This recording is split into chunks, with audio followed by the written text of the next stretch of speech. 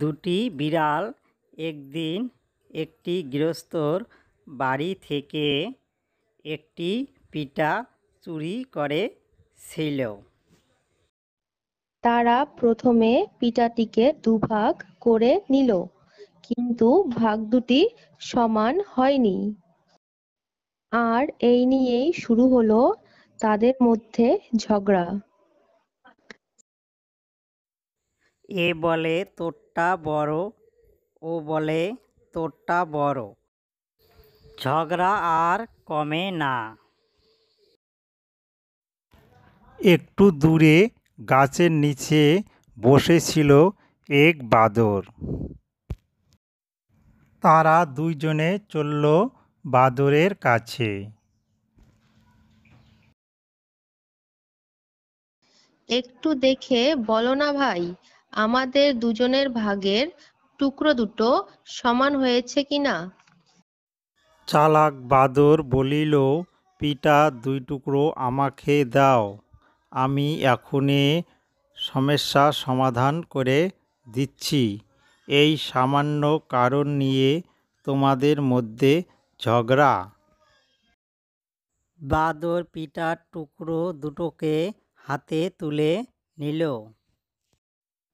বাম হাতটি নড়িয়ে বলে, এই টুকরোটা একটু ভারী। দেয় কামড় বসিয়ে।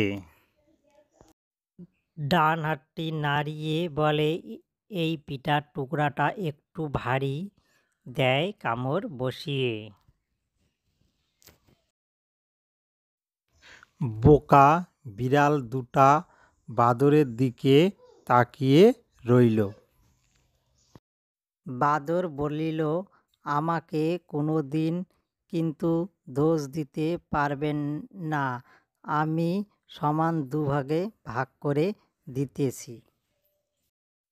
এই যা, এখন দেখি বাম হাতের টুকরোটা একটু বেশি ভারী লাগতেছে। এই বলে বাদর জোর কামড় বসিয়ে দেয় টুকরোটিতে। এইভাবে একের পর একে কামড় বসিয়ে দেয় পিঠার টুকরোটিতে এবং টুকরোটি খুব ছোট করে ফেলে। বাদর বিড়াল দুটিকে বলে, দেখো ভাই, তোমাদের পিঠা ভাগ করতে আমার অনেক খাটুনি হয়ে গেছে, তার জন্য আমি এই দুই টুকরো পিঠা খেয়ে নিলাম, তোমরা কিন্তু দুঃখ পেও না, বরং ঝগড়া না করে তোমরা খুশি মনে বাড়ি ফিরে যাও। বোকা বিড়াল দুটি খুশি হয়ে বাড়ির দিকে চলল। বন্ধুরা, যদি আপনাদের এই গল্পটি ভালো লেগে থাকে তাহলে প্লিজ লাইক এবং সাবস্ক্রাইব করবেন।